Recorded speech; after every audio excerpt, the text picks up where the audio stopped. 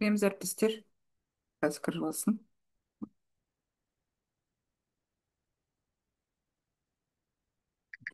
Қанша уақыт болады? Бір 20, тағы бір бағдарламамыз бар, сонымен танысамыз. Немесе Мгм. видеозаписті көрсеңіз болады.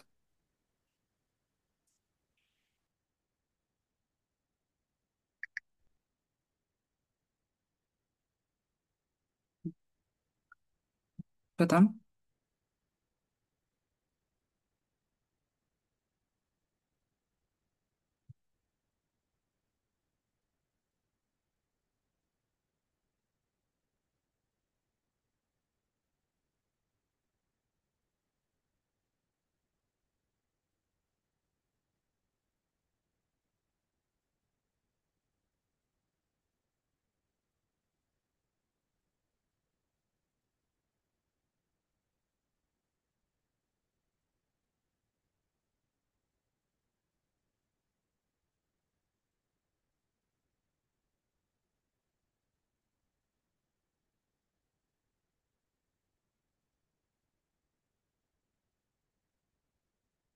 Қазір кірсін әріптестер, бір минут күте тұрайық. 50.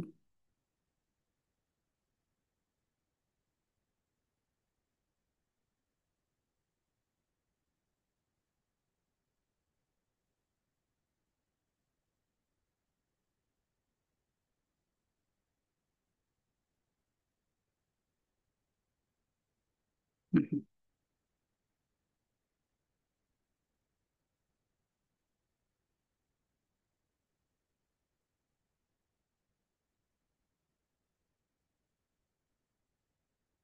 Әріптес.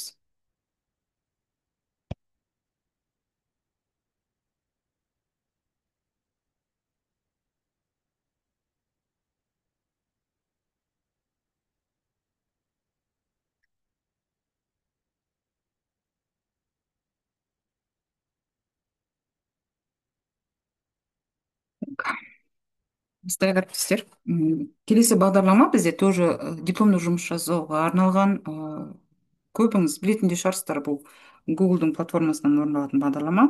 Қазір сілтемесін ортаға жіберемін.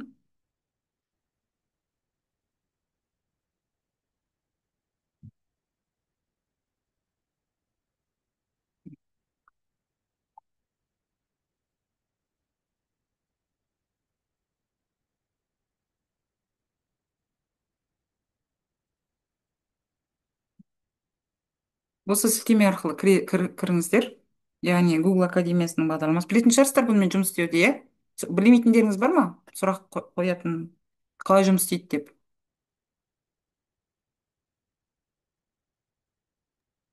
Білмейді екен, банкет көріп тұрмын.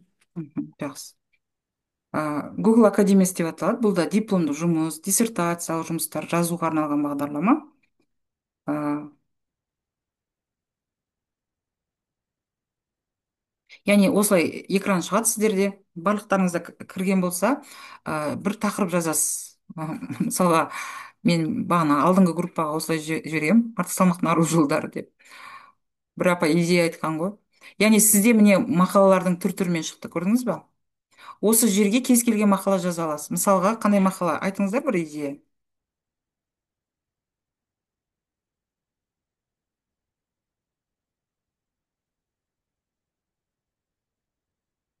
Әріптестер барынша белсенді болайық. Иә.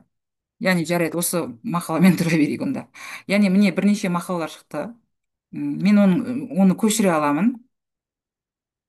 Яғни міне мақалалардың сол тақырып аясындағы мақаланы шығарып берді маған. Журналмен шығарып берді. Ол журнал, мысалға, ол журналдан жаңа өзіңізге тиісті мақала, халықаралық журнал дейді.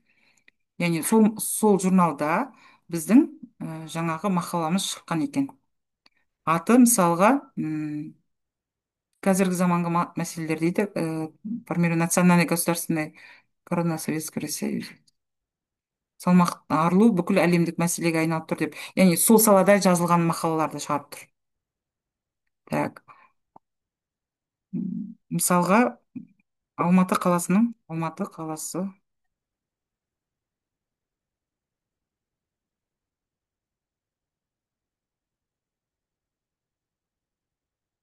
поискке жібердім. Моментально сізге барлық мақалаларды шығарып берді. Яғни бұл дипломдық жұмыс жасауда, ғылыми жұмыс жасауда, зерттеу жұмысын жасауда сізге әдебиеттер тізімін береді. Жаңағы плагиат деп жатыр қой, яғни содан арылуға көмектеседі. Сіз өзіңізге тиісті бағдарлама журналды ашып, сол мысалы Алматы қаласының мына көлік, топырақ, өсімдікке және топыраққа омыртқасыздарға әсері деген мақала жазған екен. Яғни осы мақаладан өзіңізге керегін өзіңіздің жұмысыңызға ала аласыз. Бұл жерде сразу уже көшіріліп тұр уже. Былай көшірсеңіз де болады, немесе журналдың өзін сақтап көшірсеңіз де. Мына жерде сақтау бөлімшесін бассаңыз сақтап аласыз. Мысалы, мен сақтау бөлімшесін басайын.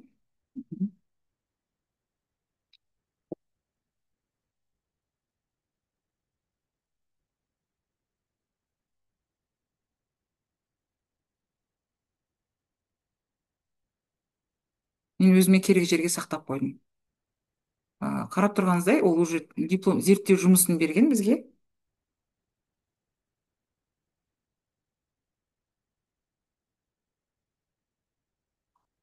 Диаграммасымен барлық қосымша қолданылған әдебиеттермен берілген, көріп тұрғаныңыздай.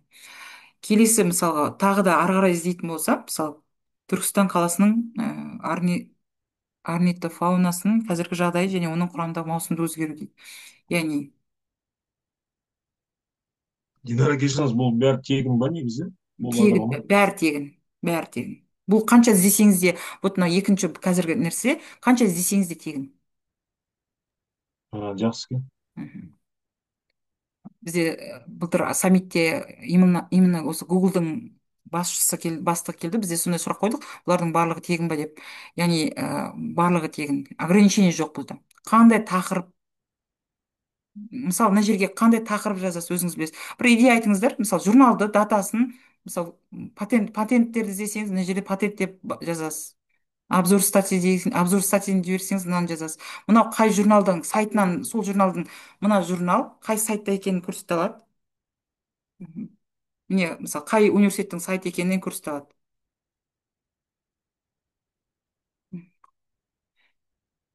Ал сіздерге сілтеме жібердім. Астана қаласының туған күніне арнап бір мақала тауып жіберіңіздер, көрейік. Тапсырма сондай болсын. Сұрақ бар ма? Тіркелу бойынша, іздеу бойынша. Мен қазір бір тақырып жібердім, соны көресіз ба жазып Мгм. чатқа? Хорошо. Тағы бір рет көру үшін.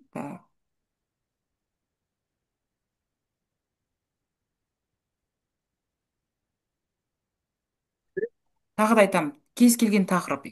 Ограничение жоқ. Google Академия деп аталады. Немесе Google Scholar деп аталады.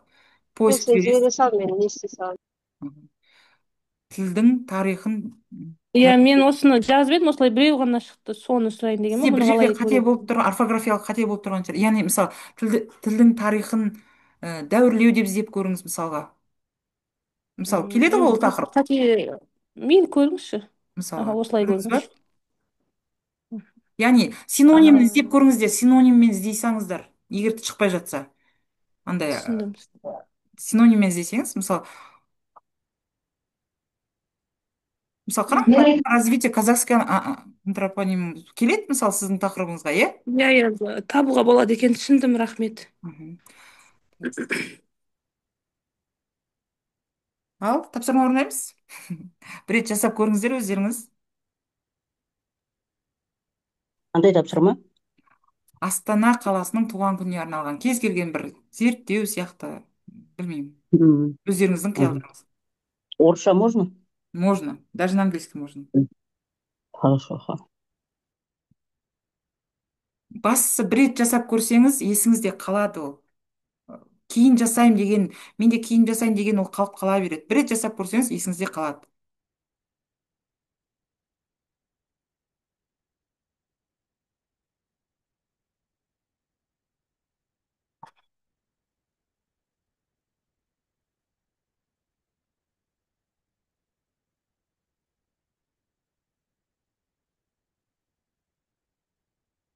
Сұрақтарыңыз бар болса жауап беруге дайынмын.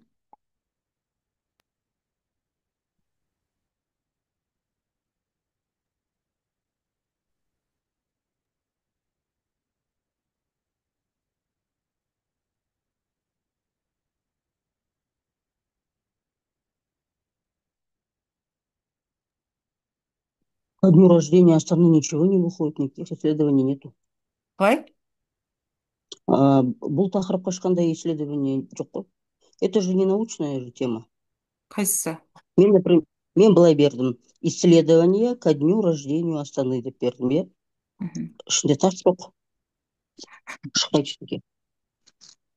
Астана қаласының ашылуы немесе Астана қаласының алтыншы неге Астана деген сияқты сұрақтарды өзгерте берсе, синонимді өзгерте берсеңізші.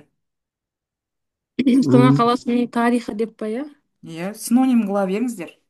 Бір нәрсемен тоқтап қалмаңыздар, ограничение қоймасаңыздаршы. Хорошо. Онда просто ключевое слово надо, наверное, ввести Да, да, Астана. да. Можно ключевой, просто кейде даже тура тақырыбыңызға шығарып береді. Ал кейде болады, сәл ключевой сәл жақындатады сізге. Мысалы, диссертация жазайын деп жатыр, сізге хотя бы идея керек қой, мысалға, ол тақырып аясында.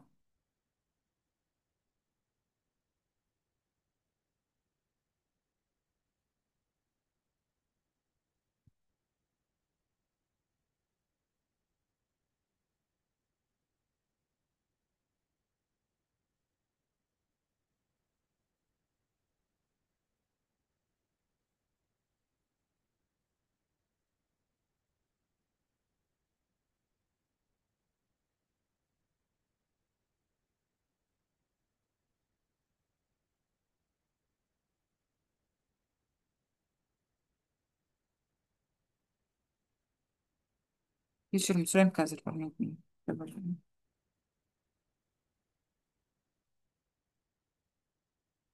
Сіз көшіріп жібере аласыз ба?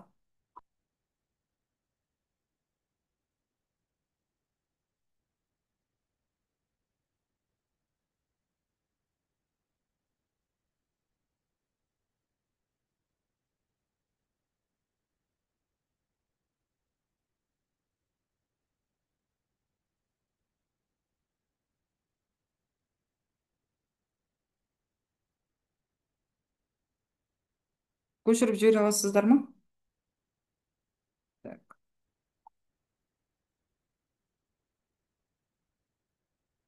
Даму. Астананың туризм әлеуетін дамыту арқылы марка қала бейнесін қалыптастыру.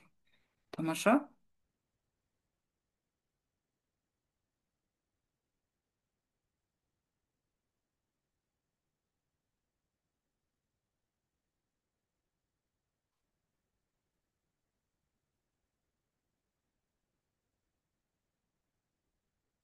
Тамаша. Рахмет.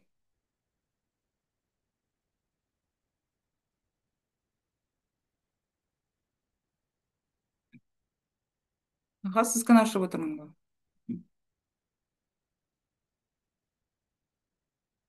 Тағы да әріптестер.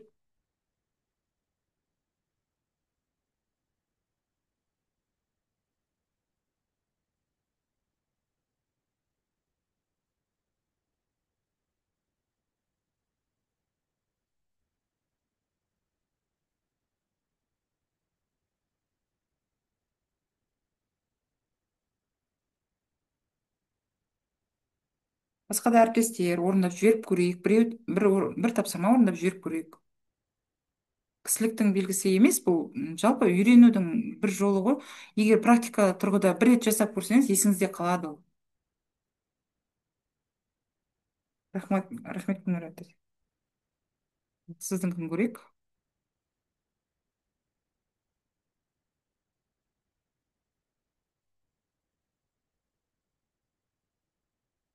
Жа.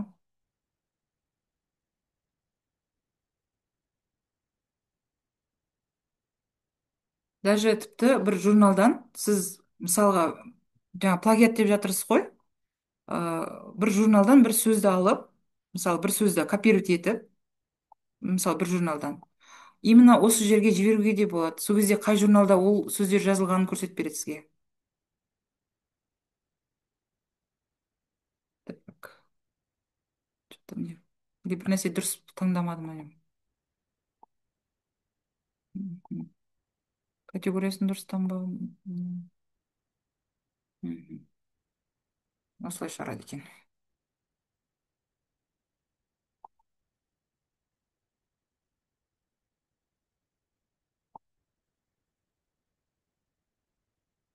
бір кішкене басқаша шығарады екен. Поиск расширять ету керек, иә.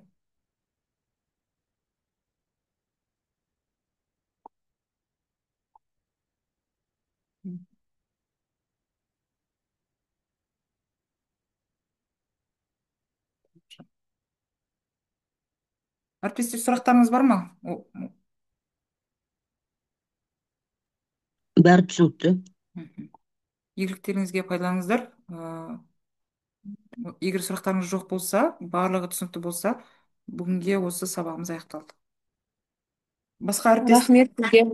басқа әріптестер, Динара, рахмет. Бәрі түсінікті. Рахмет сізге. аха, келесі сабақта бізде тағы да қызықты осындай бағдарламалармен танысатын боламыз. Барынша кіріп, тапсырманы бір жаныңызға ноутбук алып, орындап отырсаңыздар, естеріңізде қалады. Мына Google Академиясы, бұл шолер деген өте тиімді. Ограничение жоқ. Кез келген уақытта, кез келген нәрсені жаза бересіз. Не туралы өзіңіз идея іздесеңіз де, жалпы барлық бағдарламада пайдалы деп ойлаймын. Игіліктеріңізге пайдаланыңыздар. Рахмет сіздерге, сау болыңыздар. Рахмет, Рахмет, сау сау болыңыз. болыңыз. Мгм.